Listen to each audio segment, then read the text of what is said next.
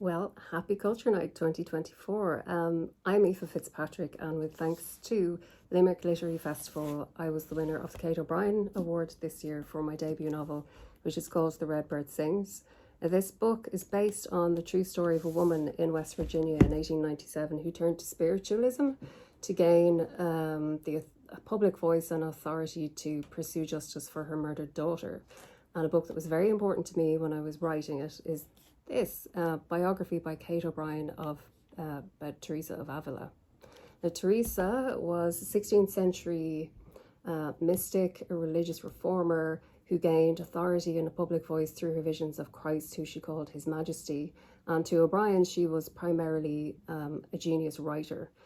I did find a review of the biography from the New York Times on 2nd of March 1952. This is shortly after publication, and this is the insight of the reviewer called John W. Chase, who says, "The book will doubtless satisfy neither the expert nor the tyro," the novice. "Some of the confusion is of her own making. She will, for instance, become sidetracked on such comparative irrelevancies as the genius of Sappho, Emily Bronte, and Emily Dickinson. However, she has no right to declare in a concluding page that her effort is no good. She should have remembered Teresa's remark that the Lord walks among the saucepans." So the key words here seem to be confusion, sidetracked, irrelevant, no right.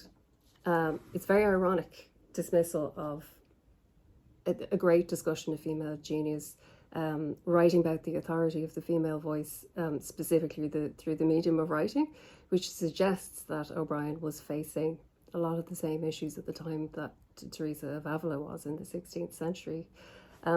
There's a nice excerpt that maybe speaks to that problem, which discusses Teresa's relationship with her confessors who would have been imposed by the church. O'Brien writes, "Some of her spiritual directors were severely afflicting to her. Of one good Jesuit, she said good-humouredly, 'I love this father of mine, but he has a bad disposition.' Another, whose name she never revealed, made a real fool of himself. He could not bear her accounts of vision, and was convinced her experiences were, through no fault of hers, from the devil. It is truly hard to follow what this fussy man had in mind, but he commanded his penitent at every intimation of a supernatural presence to give him the fig. Now, to give the fig is an old, well-known gesture of obscenity. It is a Spanish insult. Fig me like the bragging Spaniard, says Pistol." That's from Henry IV, Part 2. And Teresa must have known in some measure, however correct a Spanish lady she was, that it was a dreadful gesture. The hideous absurdity of the poor confessor's idea embarrasses us, even at this long distance. However, obedience or no obedience, Teresa could not make the gesture. Instead, she lifted up her crucifix and said aloud, "Come on, I am God's servant, let me see what you can do to me." So the biography has been discussed variously as unconscious identification by O'Brien with Teresa, as a projection of her own identity maybe onto Teresa, as the same way that Teresa's Christ really was a projection maybe of Teresa's personality, because His Majesty sounded quite like her. It's also been discussed as a convergence or a mingling of two women searching for an authoritative voice, but importantly, a voice that will affect power in the world and include women in the world of thought. If you haven't come across it before, I hope you might seek it out online. And again, enjoy the rest of Culture Night.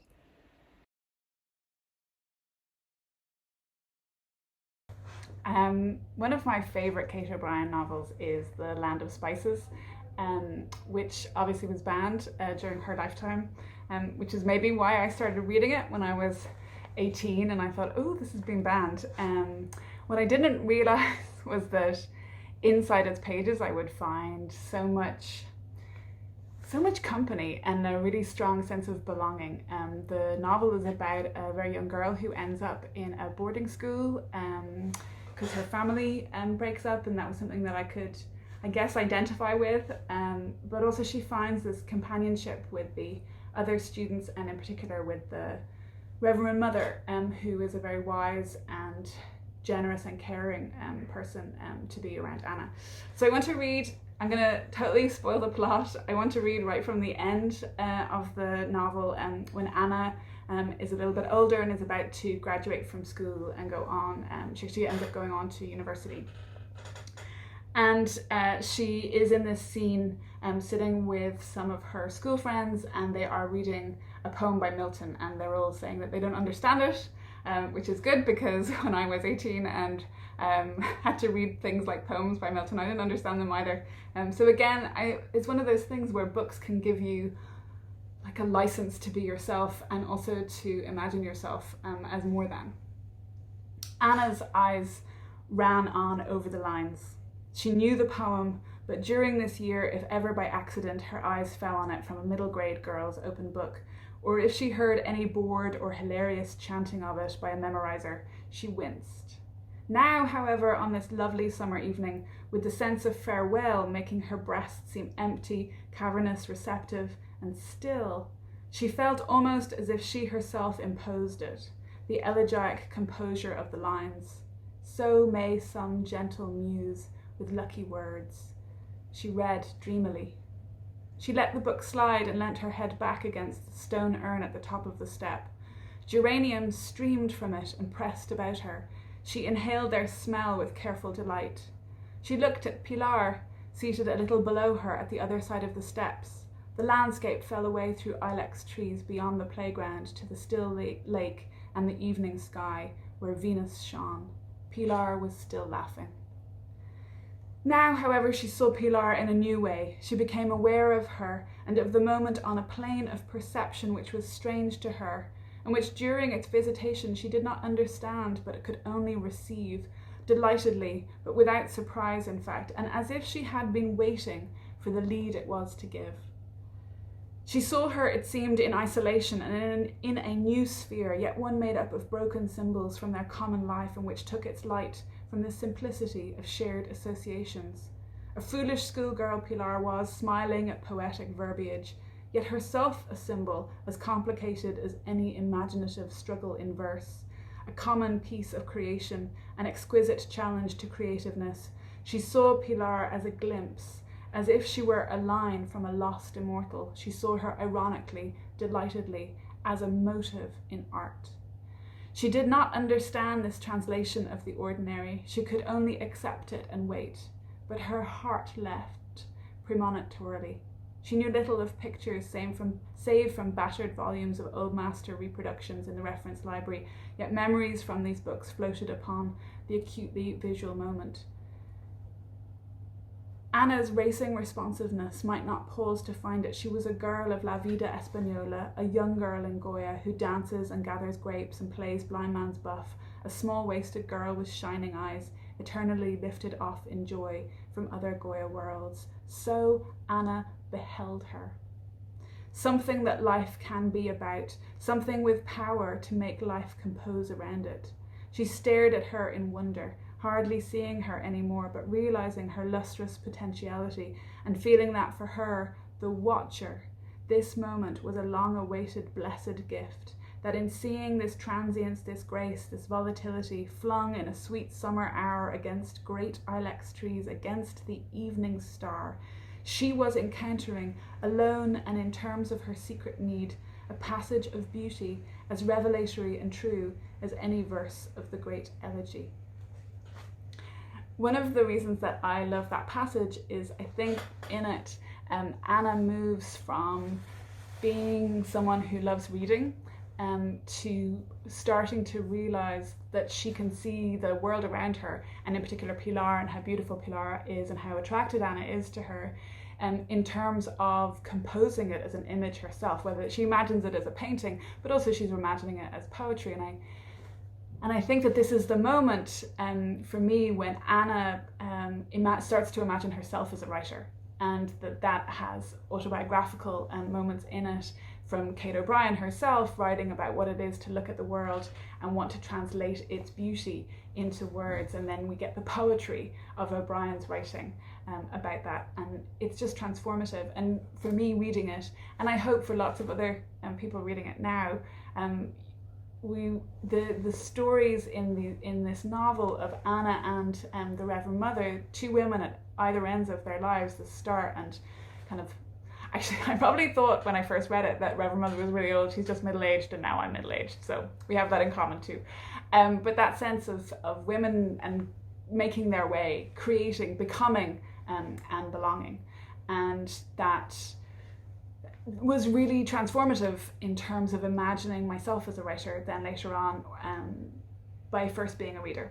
So I cannot recommend The Land of Spices too strongly because it's just fantastic. And it's a wonderful portrait of Kate O'Brien at the kind of height of her literary powers. I hope you enjoy it too.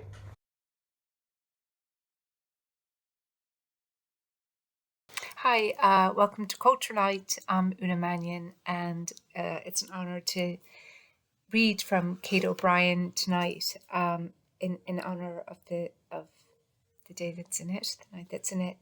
I'm going to read a little piece from Kate O'Brien's The Ante Room, a novel from 1934. It's a novel she considered it her best novel. I love it, and I chose it for I think her depictions of men and how they look at women in this novel. And this, while it may be set up as like a romance novel, it completely troubles the category of a romance or romantic possibility, and it's a quite forensic look at men looking at women and the plot options available to women. It's also very funny when she sort of looks at men, the different characters. And one of the characters that I'm going to look at is a doctor who's been looking after the protagonists of the novel. He's been looking after her mother, and they're a they're a middle class Catholic family in a fictional town called Limerick, which is a stand-in for Limerick. And he's sort of always been against women, but finds himself falling for the young woman, the protagonist, Agnes McQueen. So I'll just read a short piece. William Kern had always been clear in his views about women. Every inch a doctor, he deplored the mischief which the amorous instinct had done and continued to do to the human race. It would always have to be reckoned with, he knew, but he did not see that it was worth its own high and often hysterical claims. The same thing was to despise, since you could never kill it. For his own part, women were so far had been hardly more important to him than so many decorative toys. He had enjoyed himself abroad and kept his head. Here at home, he was continent because he believed in continency and found it practicable. One day, and before he was much older, he would perhaps want someone to keep his house and bear him children.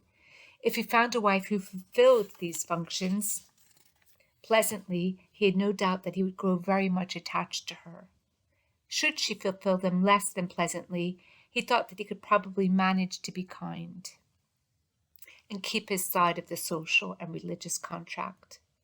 But life, he thought, the central impetus of life was in oneself and the work one did. Emotional attachments after first youth were only added things, graftings, of value to some men, but necessary to none. He did not know if he would indeed avoid it, but it was his hope that when he came to choose a wife, neither he nor she would be immediately in love. For that reason, though he would like his children to be straight and comely, he did not intend to woo a beauty. Beauties, he told himself, looking at Agnes McQueen, beauties are troublesome things about a house. They hold the eye, they need a setting. It would be distressing to see them wrongly dressed or fading, or outshone by other beauties. Childbirth can be hard on beauty, especially it can hurt the narrow, slender kind of woman. So looking at Agnes McQueen, he confirmed himself in his wisdom, and talking with her had it the more endorsed. For intelligence allied with beauty made just such exactions on the spirit, he observed, as only the romantic is prepared to face indefinitely. Exactions which, taken too seriously, taken for life, bring down on a man all the clumsiness and inefficiency of suffering. And I'll conclude there. I think Kate O'Brien is just absolutely searing in her characterization of him as he looks at a potential woman, and just her exposure of the hypocrisies. He likes to enjoy himself when abroad, but continent at home, and practicable, and easier to despise something when you can't kill it. So in honor of Kate O'Brien, I've read from the Ante Room, and thank you.